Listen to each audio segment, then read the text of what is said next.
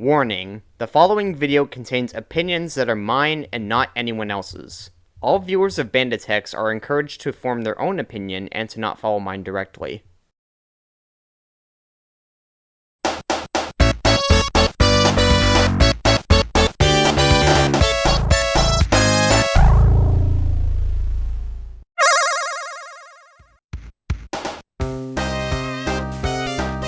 In yesterday's video, we reviewed the original Sonic the Hedgehog and its 8-bit counterpart.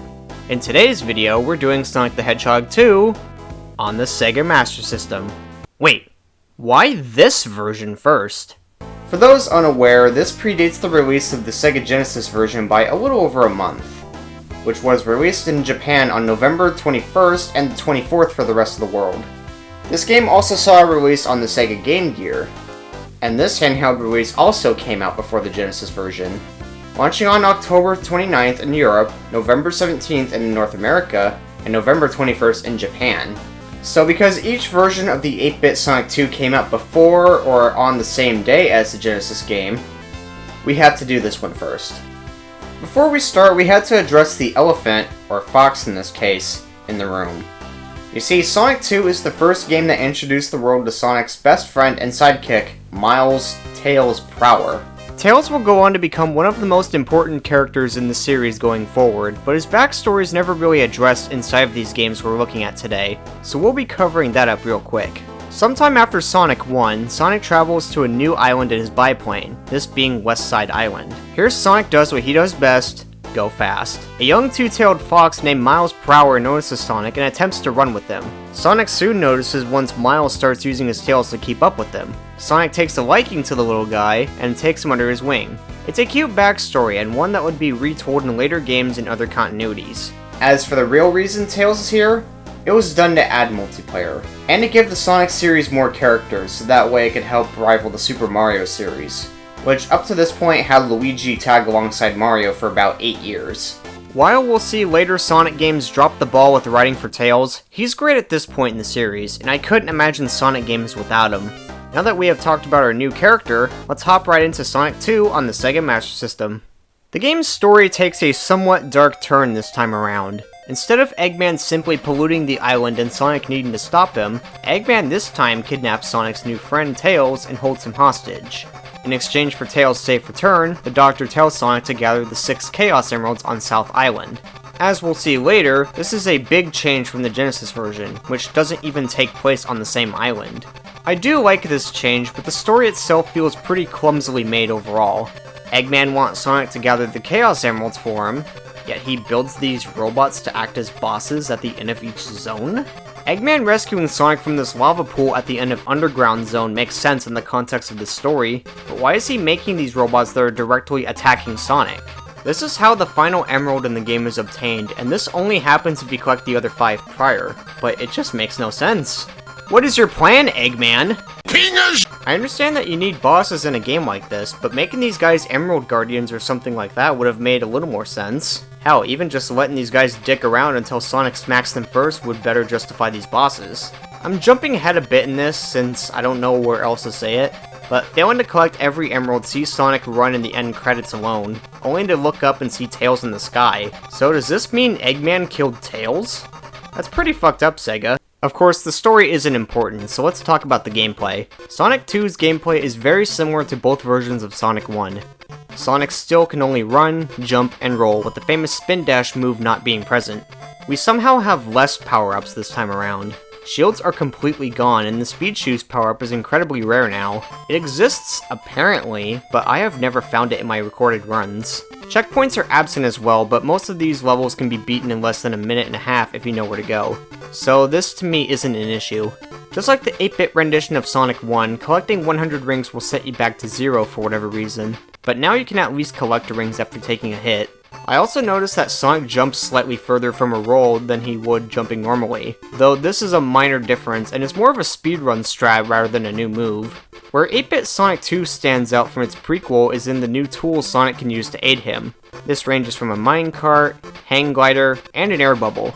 The minecart is okay. It robs the player of any control, but it can at least destroy spike beds. The hang glider sucks. It feels kind of like the cape feather from Super Mario World in that you have to tap the D-pad in the opposite direction to stay in the air, but this thing is so damn slow. The bubble only shows up in a couple of stages, and is just annoying. The thing pops if it touches anything, and not only is Sonic's hitbox bigger, but he jiggles back and forth in the water, increasing the odds of grazing a wall or spear. This bubble is also required to finish Aqua Lake Act 2, and the segment it's in is incredibly annoying.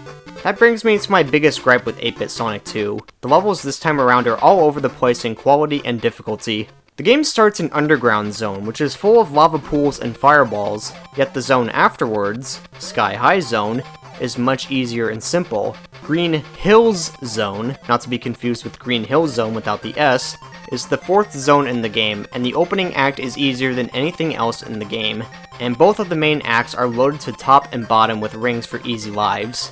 On the subject of acts, the game once again sports 3 acts, with the 3rd act being a short stage closing off with a boss battle. The 3rd act stages are annoying to get through since there are no rings to assist Sonic once again, and some of these are unnecessarily difficult, like Green Hills Act 3, which asks the player to bounce off of springs they can barely see half the time and to not land in the many spike beds below. The bosses before, as stated prior, are against these bigger badniks instead of Eggman. The variety is nice, and the game does allow you to hit these guys a little quicker than you could hit Eggman in the Master System version of Sonic, but these don't compare to the Sonic 1 Genesis bosses in my opinion. So with Tails' life being dependent on the Chaos Emeralds, how are we supposed to get them this time? Just like the 8-bit version of Sonic 1, the emeralds are found in the levels themselves, but the placement of these just sucks. Sonic 1 8-bit placed them in ways that subtly nudged you in the right direction. Labyrinth, for instance, had one in a bed of spikes but had an invincibility monitor beforehand, so you could rush to it before it ran out, allowing you to grab it safely. Or the one in Bridge Zone, which required Sonic to stand on a plank and jump off it at the right time, since it's impossible to jump straight down. These weren't the most inventive things ever, but it showed that the developers wanted players to think a bit. In this game, the emeralds are placed in the most stupid spots. Walk through this specific wall, jump at this magic spot here. Use the clouds and time your jumps to reach it all the way up here. Hold down and left while in this specific pipe. The only way players are going to know how to get these is through a lot of trial and error or with a walkthrough, and that to me just isn't fun. Some of these emeralds also prevent you from getting back to them if you pass them, requiring you to lose a life just to get another shot. If you're going to make players collect the emeralds, make it fun and fair, assholes. On top of getting the true ending, you get to play an all-new zone if you get all 6, Crystal Egg Zone.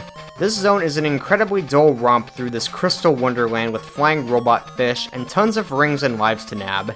It also has the worst final boss I've looked at so far, not just Sonic games.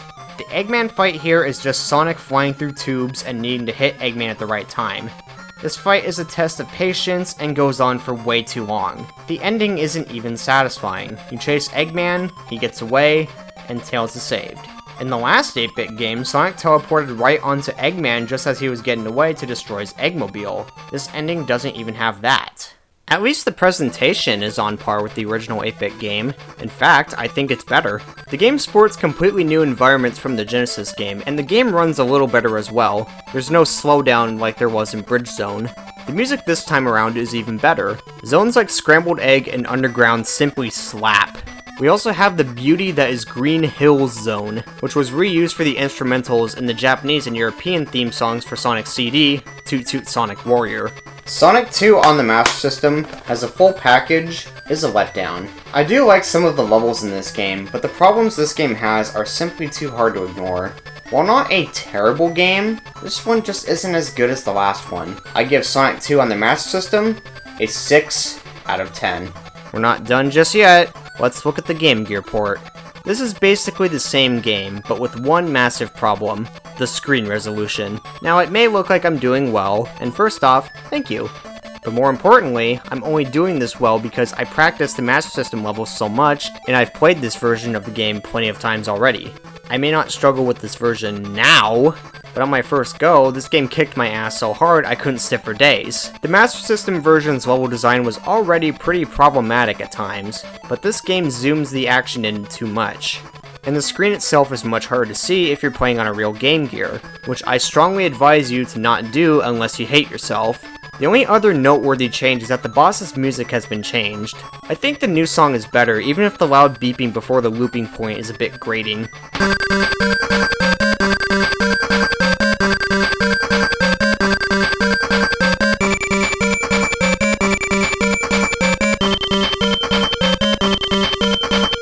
I really want to know what happened with this port. The last Game Gear game was actually pretty good. Underrated even. This game, on the other hand, just feels like it was thrown out the door in order to meet a deadline or something. Quick, move that European Master System game to the Game Gear. Don't waste time optimizing it. Just cram it onto a Game Gear so we can get some money from parents that want to shut their kids up as they wait for the real Sonic 2. I give Sonic 2 on the Game Gear a 5 out of 10. This isn't a terrible score by any means, but compared to the Master System game, this doesn't look good. Unlike Sonic 1, which felt like it was made with the Game Gear in mind, this one feels like it was made for the Master System but ported to the Game Gear as quickly as possible, and with less effort. To make matters worse, this version is more common than the Master System release, so if you want to play the 8-bit version of Sonic 2, it's best to emulate the Master System port. Unless you want to buy a Master System and import the game, of course. It's about the same price as Sonic 1 on the Master System in its PAL format, but remember that the Master System is region-free, so this won't be an issue. Sega, please re-release these versions of the games at some point. Who even made this game? Surely the developers didn't get rusty, right? One Google search later. Okay, so this version of the game was made by Aspect, while Ancient did the last 8-bit Sonic game. That makes some sense, but I do wonder why Ancient didn't do this game as well. Though get used to seeing Aspect in these videos, because they developed a lot of other 8-bit Sonic games. So hopefully they can clean up their act and make some better games later on. Okay. Now on to the real Sonic the Hedgehog 2 on the Sega Genesis. This particular game is pretty special to me because this is the first game that actually got me into Sonic to begin with. I first saw this game on the Xbox 360 Marketplace back in the day, and since I was too young to buy it myself, I begged my dad for points. While I did beat Sonic 2 and enjoyed my time with it, I think I needed to play more games before I considered myself a real fan. Part of why I chose this game first is because I heard so many people on YouTube talk about how good this game was, so I thought I'd try it for myself. So really, in a way, without Sonic 2, there probably wouldn't be a Sonic Timber. But enough of my nostalgic bias. Today we're actually going to play this game and see if it's just as good as everyone says it is. Sonic 2 on the Genesis is about Dr. Eggman setting up shop on Westside Island to continue his lifelong goal to build Eggman Land and to take over the world. Instead of just taking smaller animals and placing them into his evil Badnik robots, he has also built a giant space station known as the Death Egg. It isn't known what exactly this thing does, but if it's anything like the Death Star, then it's possible this thing will fire a giant laser and destroy the planet. Sonic, of course, is here to put a stop to Eggman's evil scheme, only now he isn't alone, as he's got his new friend Tails to help him. Just like the previous game, simple yet effective. The game's story is once again tucked away in the manual, but there is an attempt to have the story affect the gameplay. It only really comes up in the closing zones in the game, but you can tell that Sonic Team was feeling more ambitious this time around with its ending portion, and it just makes finishing the game more exciting. Gameplay in Sonic 2 is about the same as it was before. You're Sonic, get to the end as fast as you can while collecting rings. Every power-up from the first game returns, the health system is still the same, you just have one new ability, the Spin Dash. I finally get to talk about this bad boy. To do a Spin Dash, you hold down and just tap any of the buttons, and then stop holding down to launch. It's very simple, but super fun to do. Using the Spin Dash helps keep the flow going, and skilled players can use this ability to skip certain segments. You can even mash the buttons to rev Sonic up to gain even more speed, and it feels very comfortable to do. It's as if the Genesis controller was made for this technique. The game's structure has also been modified slightly. Zones now contain 2 acts rather than 3, and the second act concludes with the battle against the giant talking egg. These play out just like Sonic 1 on the Genesis, and are still just as fun and unique as before, but they're better in my opinion. With one exception, there's no duds like the Labyrinth boss, and because Sonic 2 has more zones, we get more Eggman fights. You'll notice that by default, Sonic is paired up with Tails. Let's talk about his role in the game. If you plug a second controller in, player 2 can be Tails and join in at any time. The second player can't die, but they can collect rings for Sonic and even attack enemies and bosses for him. However, Tails can't go off screen or break monitors. And since Sonic 2 is a fast-paced game, and because this game is in a 4:3 aspect ratio, that means the second player will go off screen constantly. There's no penalty for this. Tails would just fly in if this happens, but it does mean that this is a little pointless. If nobody is around to join you, the game will control Tails for you. The AI itself is fine enough. It does occasionally get in the way, but I've never found Tails annoying in regular gameplay. If having Tails with you bothers you, you can turn him off in the options menu and just play as Sonic on his own, just like Sonic 1. While you're here, you can also select Tails and play the game as him, but the gameplay is still identical to Sonic's. Tails is slightly smaller than Sonic, but this rarely comes into gameplay, and the only reason I know this is because Metropolis Zone mentioned it in his Sonic 2 review. For this reason, I stick with Sonic, but I appreciate the option. I just wish we could fly with him at the very least, but we have no control of Tails' flight in the original release. Let's talk about the levels themselves. In Sonic 1, the game had about half of its levels slower paced than others. For every green hill, there was a marble afterwards. The zones that allowed Sonic to use his physics properly and had varied pathways were the best by far, while the ones that weren't were just nowhere near as good. In Sonic 2, there was an effort to ramp up the sense of speed, and Sonic 2 is certainly faster than Sonic 1 by a considerable margin. Chemical Plant immediately sticks out to me. This place has it all. Crazy loops, many paths, hidden secrets, slower platforming parts that can be skipped if you're good enough. This is the zone most will say is their favorite from this game, myself included. I'm just glad that none of the levels are built like Labyrinth. The closest we get is Aquatic Ruin, but if you're good enough, you can ignore the water altogether. Much better in my opinion. They aren't all perfect though. In fact, some of these places are terrible. Oil Ocean has never made me smile, thanks to these oil slides that take control away from you. And these motherfucking seahorse badniks usually manage to snipe me when I try to take them out. The worst zone in this game by far is Metropolis Zone. This place has 3 acts rather than 2 like the rest. The Shellcracker badniks have terrible hitboxes, as sometimes I take a hit from them when I clearly jumped over their large claws. And then we have the Slicers. These guys will throw their claws at you the microsecond you approach them from the front, and they're placed in spots you can't jump over them in, and the blades home in on you as well. Fuck whoever designed these things. The Eggman fight is also really tough, as it can be hard to know where exactly you have to hit him, unless you play it safe and just wait, but that makes the fight drag on longer than it needs to. As you can no doubt tell, Sonic 2 is a step up from Sonic 1 in its visuals. Because there are more zones, that means Sonic Team had an opportunity to have more visually distinct zones. We get toxic waste dumps, abandoned temples in the jungle, casinos at night, dark mineshafts, an airship. The zones all just feel more lively. Sonic has also been given more sprites and feels more expressive too. The music was once again done by the guys from Dreams Come True, and this is probably their best work in the series. The songs were good in Sonic 1, but here they just feel more impactful. Sky Chase in particular stands out for being so chill and catchy. I also want to give a shout out to the boss's music. It's the best one so far. Thank God the Model 1 Genesis has a headphone jack. Give the OST a listen sometime. One thing I have neglected to mention are the Chaos Emeralds. How does Sonic 2 improve on Sonic 1 in this field? I criticized Sonic 1 for having very few chances at grabbing emeralds, the process of getting into the special stages being annoying, the special stages for sucking, and the reward for being dumb. Sonic 2 is the first game to introduce the 7th Chaos Emerald, so we now have one more emerald to collect. Players are now tasked with bringing at least 50 rings to any checkpoint. Doing so will generate a ring of stars above it. Once players hop inside, they play a special stage, this time tasking Sonic and Tails to collect the rings while running in a pipe. If they can pass all of the ring thresholds, they will receive 1 emerald. If they fail, they will go back to the main stage and will have to try again with a new checkpoint. The placement of these checkpoints is a little strange, as some of these are super close to each other, and others are in spots that feel pointless. Like, look at this spot in Hilltop Act 1.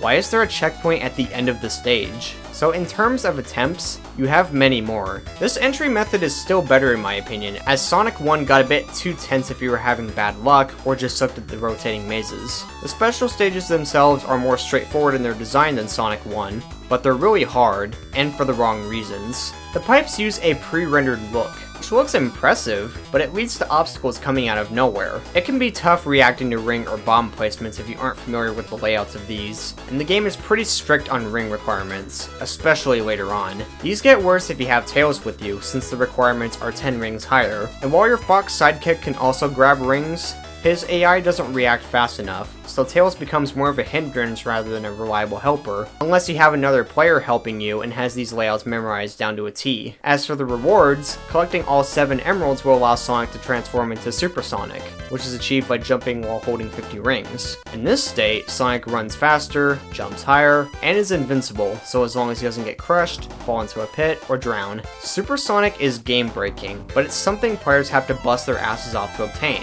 which makes it all the more special. This is a much better reward than simply getting a slightly different cutscene. The 8-bit Sonic 2 had the right idea by giving players a brand new zone to play, but Crystal Egg Zone was too bland in my opinion. The game also doesn't taunt you for not collecting every emerald if you fail, so I think the reward itself was handled much better than Sonic 1. The ending is slightly different if you collect every emerald with Sonic, but it isn't enough for me to call either ending the good one or the bad one. Playing the game with Tails will also give you the same ending either way, so I wouldn't stress over the special stages if you cannot clear them this time around. If you choose Tails, then just know that you cannot turn into Super Tails. The canonical explanation for this is that Tails is too young to turn Super, but I think this is a byproduct of this game's somewhat rushed development. Difficulty in Sonic 2 is somewhat sporadic. While the final zone with platforming, Wing Fortress Zone, is hard, the enemy placement is more forgiving than the entirety of Metropolis Zone, which came before that. Sky Chase is between both of these zones, and that one is easier than both since it's just an auto-scroller where you have to make sure you take out badniks as they appear and grab rings.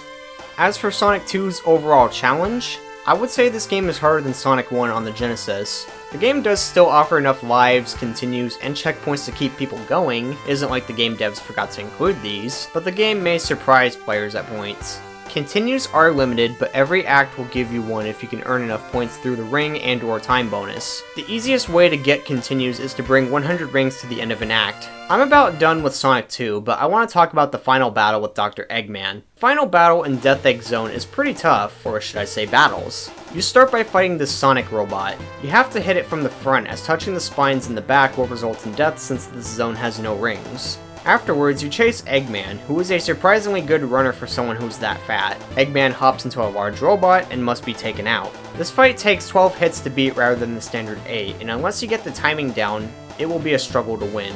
The trick is to hit Eggman every time both of his feet are on the ground, since his arm spikes are low enough to get a hit in.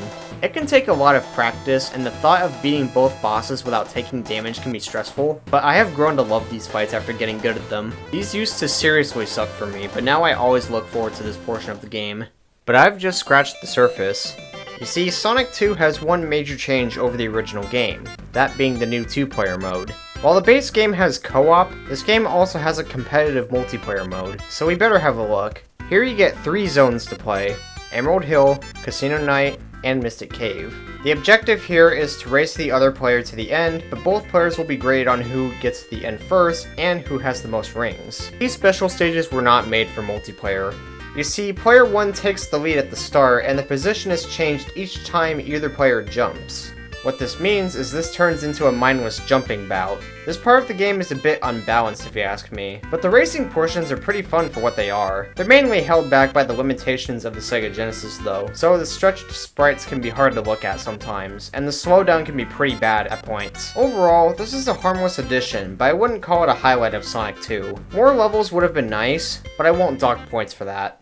Sonic 2 on the Sega Genesis is a much better game than both versions of Sonic 1. Just about everything from the Genesis Sonic 1 that made that game enjoyable is here, but the many new additions made to Sonic's core structure help elevate this game to being an acceptable sequel. I give Sonic 2 on the Sega Genesis an 8 out of 10. This game is a little rough by today's standards, but it is still an excellent game to play. If you want to play Sonic the Hedgehog 2, you're in luck. This game has almost as many re-releases as Sonic 1 does. A little rule that you should follow is if you see a Sega Genesis compilation that has Sonic 1 on it, there's a very good chance that Sonic 2 is there with it. Sega never released the rest of the Genesis trilogy on the GBA, so we don't have another train wreck to talk about like we did last time. Though Sonic 2 did get a smartphone remake in 2013. However, we're going to be talking about the version that is included in Sonic Origins, which is more or less the same. This features many of the improvements Sonic 1 got, and thankfully Sonic Origins includes this version, which is a blessing for me because I had a miserable time trying to get a widescreen version of Sonic 2 to work on my laptop. I tried the decomp for the phone version, but it never worked for me, even after following every step in getting Sonic 1 to work. I also tried Sonic 2 Community Cut for the Steam release, but it runs badly on my Lenovo Legion 5 for some reason. I don't get it. Crash Bandicoot 4 It's About Time runs on my Lenovo Legion 5 with no issues, but this game doesn't? The 2013 Remake/Origins version has widescreen, playable Knuckles, which required a copy of Sonic & Knuckles to do on the original Genesis release, an improved framerate on the special stages, and best of all, a brand new zone. You see, Sonic 2 had a zone removed close to release called Hidden Palace Zone. It is believed this was meant to pop up after getting all 7 Chaos Emeralds, and would be required to activate Supersonic. Hidden Palace Zone in this version is playable should you fall into a pit of spikes in Mystic Cave Zone Act 2, which was an infamous trap that many players fell into in the original release. This one-act zone features a brand new layout, as well as a new Eggman boss fight. It's a very cool extra, and I'm glad Sega allowed this version's developers to include it. Just like my thoughts on Sonic 1, play the Origins release, but if you only have the Genesis version, that will suffice. And with that said, we are now done with Sonic the Hedgehog 2. 1993 is when the Sonic the Hedgehog series began getting a little more experimental and out there. So instead of jumping straight to Sonic the Hedgehog 3, we're going to take a few pit stops and look at some other games that were released this year. The first one on my hit list is the arcade-exclusive Sega Sonic the Hedgehog. Thank you for tuning into this episode of Banditex. I'll catch you in the next one.